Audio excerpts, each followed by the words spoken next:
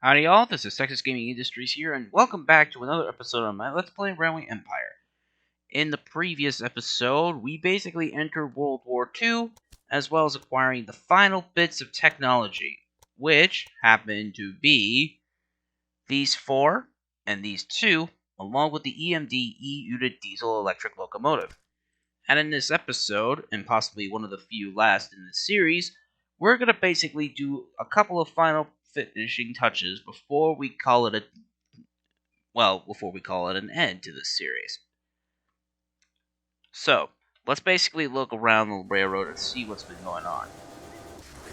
So basically, all the coast-to-coast trains have been replaced with the EMD E-series diesel locomotive, with the Hudson's now taking care of the passenger trains and the Pacifics on the mail trains. Basically, it's only a matter of time before all of our railroads change over to diesel traction. It's funny. It should basically have a mail car on this train. Let's see. Mail between Toledo and Minneapolis. There's 6 loads, but 0%, so I'm afraid that basically means that it's going to... Well, let's just put it in passengers and mail only. It doesn't mean that it has to pick up at least a mail car. But either way, though, our equipment is basically starting to feel the age. As basically, according to our statistics, the oldest locomotive in fleet is... Locomotives are normally... Oh! I forgot to mention. Now that it's nearly Christmas time, all characters will have custom Christmas-themed avatars, which is cool. So basically, our average locomotives in years is 6, and we nearly lost $2 million. Great. Let's see. Let's see. Gasoline, it could be delivered straight down to Houston. Well, it's being produced there anyway. If I could find a city that needs it, Albuquerque needs some. Oh wait, it's producing it. Never mind. Let's see. Professor, might as well. New engineer, 10% speed bonus. Might as well give it to a couple of my locomotives anyway. At this point, our road is basically only just going to replace all our steam engines eventually with diesel traction. Now, as you can see, it's 1946. The war is over, and our railroad is basically getting itself ready to face the brand new U.S. economy after the war. But little do we know that this is the end of the railroad as we know it, as it will basically be nearly 160 years, well, nearly 130 years since we first started our company. But look how much this railroad has grown. From episode 1 to now, our company has basically gone over 72,000 miles of track, connected every city, connected over to 96 industries, own 173 businesses, and we basically make it an average of nearly $38,000. We have all the slots in the office filled, business basically up at 50%, and we have nearly 385 trains in use. And we basically have a stock price so expensive, meaning you have to pay at least $20 million to get 1% of my shares. And if I get a bond, I can increase that to 162. But, good gosh, this is just incredible. Let's see, new conductor, nothing else special. Let's see. Well, the Albuquerque trains need some new crews anyway. There we go. Waiting for Kingman, Denver. Oh, bother.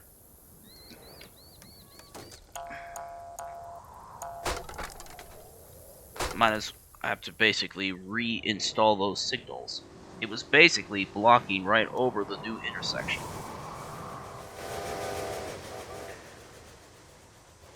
Well, anyways, with these connections finished, I'm pretty sure my rail will be set up for success. Now let's see what else we can try. We still need to transport more grain into Bismarck. We got 2 trains carrying it already. Stoker, speed bonus. Don't need new conductors or security guards. Let's see. A promoter, that could be useful. But what city could I use to increase its population to accept gasoline? Denver is basically big enough, and fuel is being transported there by rail by now.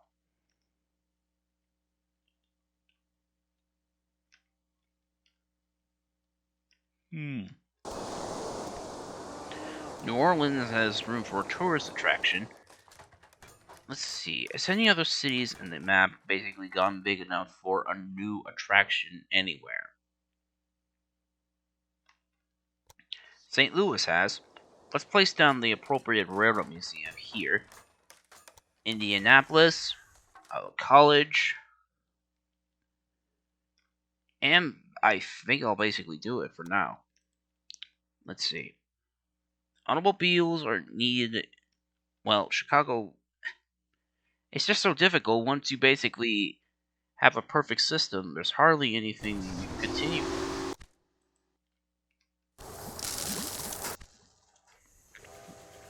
Bismarck is bringing in fuel, but I might as well build another freight train.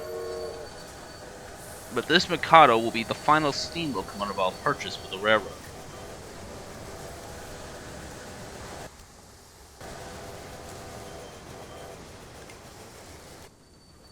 Right. So the Mikado picks up 2 loads of beer and a load of paper, and will make its way back to Bismarck. Well, Minneapolis to pick up some fuel.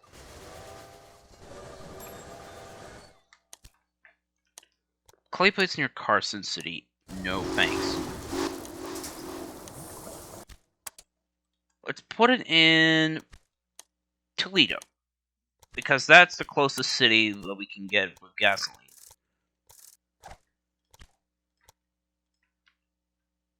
If that happens, then freight and gasoline can basically be delivered to Toledo. I'll upgrade that to produce more cheese, upgrade this to produce more beer.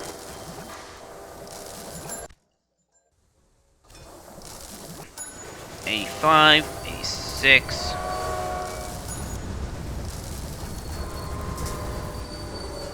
Come on, a little. Perfect. Now the city is big enough for gasoline. Oh, crumbs. I forgot. This requires 114,500. But tools, however, can be brought in. But that means a special freight train has to travel from Nashville all the way up to Toledo. But, however, it can deliver cheese back. One special freight. And although the EMD unit is not designed for freight service, I want to give it a try on see how well it can handle freight. Because, like I said, that Mikado was the last steam locomotive I'll purchase for the railroad.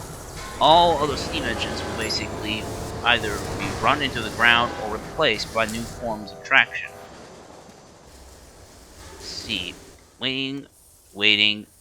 You gotta be joking.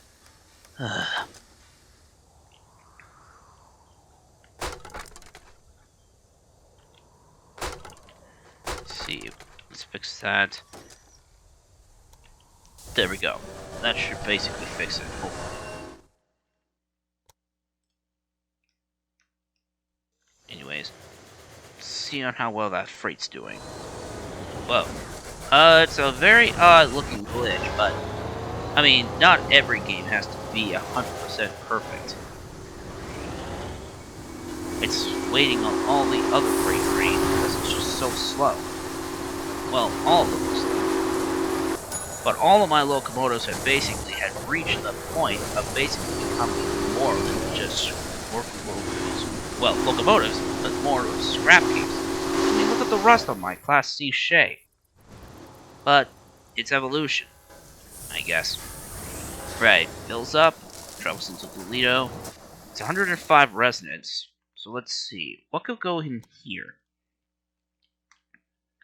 Let's see.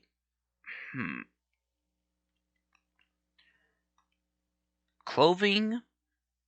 Well, I guess clothing could be a thing, because there's not much of an industry for clothing around in these parts. These tailors will basically help me out with that.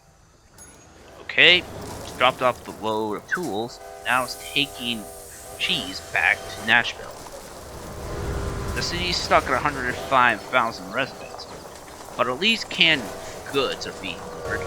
But we need to focus on getting some furniture and other materials brought in. But now with furniture needed as a commodity, I can now operate a Toledo to Indianapolis freight. But again, diesel traction is the name of the game. I think the city is also big enough for cheese, I believe. Might as well add a refrigeration car just in case. That Hudson will basically depart with the passenger train, allowing the new diesel to take over on the freight runs. Yep, it's delivering cheese, and in return will deliver loads of furniture. But I might as well upgrade it as well as this.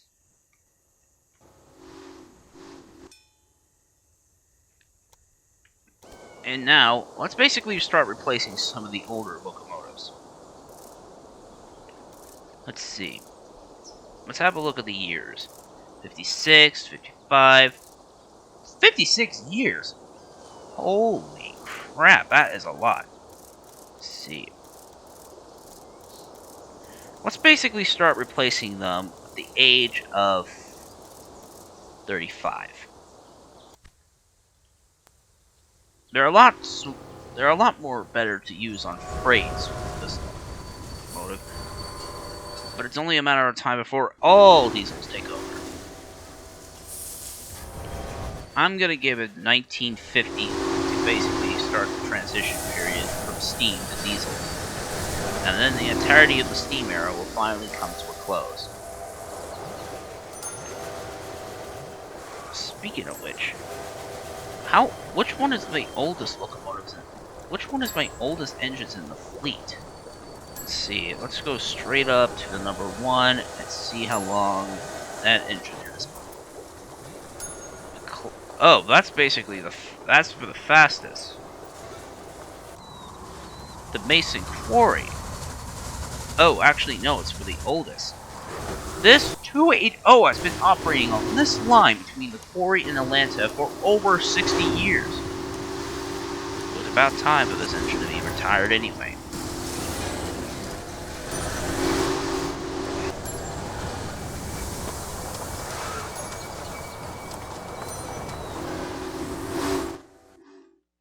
Now then, what else?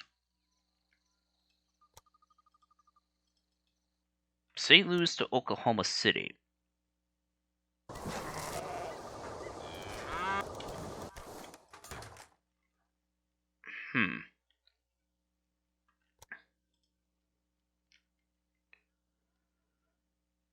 Lumber.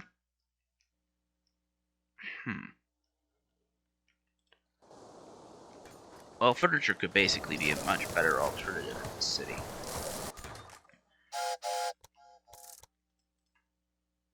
St. Louis, Oklahoma City. F for freight. Place down the EMD E unit. It's not carrying anything because it hasn't brought any lumber in, but it will eventually. And Oklahoma City is not big enough to carry furniture yet.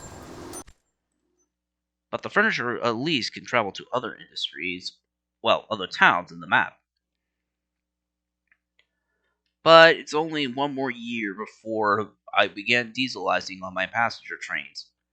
And then all the steam locomotives will only be hauling freight from that point on. Kind of sad, really. The steam locomotive basically helped build my company, but I know eventually the end of steam is basically coming.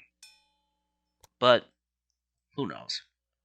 I might plan a special farewell express passenger run with one of my engines. For one of the steam engines that I haven't replaced. Well, whatever. Might as well replace some. Let's see.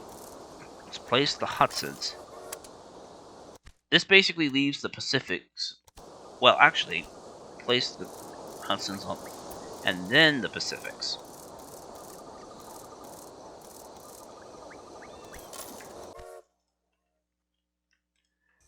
Let's see. Missing supplies. Jenkins Trough.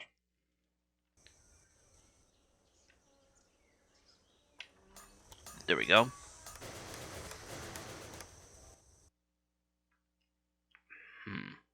Waiting for Nashville and Charlotte.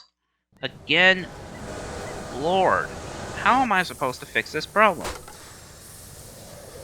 There we go. That should fix it. But now, with all diesels hauling passenger trains, all of my steam locomotives that are still left in active revenue service are hauling freight. Though, except for one engine. My 242 Columbia between Oklahoma and Kansas City. It's still hauling passengers, even though the engine is starting to get grimy. But, to basically keep up the heritage of the line. It may be small, but Reno at least does look pretty good on this. It's only going to be temporary, of course. As by now, dieselization is starting to fully occur. The diesels that are going to be replaced are the ones on the rural business side. Well, freight only. This basically means the other engines basically handling rural traffic are powered by steam, while the mainline trains are now powered by diesel locomotives. Now we have reached the dieselization period. Steam is still apparent, but, however, it's only a matter of time before the steam age finally comes to a close. Put this as a freight. North Central reaches nearly 2.2 billion in company value. Traction car and caboose to pick up meat and then pick up beer. And I think that'll basically do it for this episode, guys. Sorry if this episode, again, is short. We're basically reaching the tail end of the series so far, and I think episode 30 will probably be the final episode in this Let's Play of Railway Empire. So if you liked this episode of Railway Empire, be sure to leave a like and a comment and subscribe to Texas Gaming Industries, where new videos are uploaded at 12 p.m. Central Standard US time.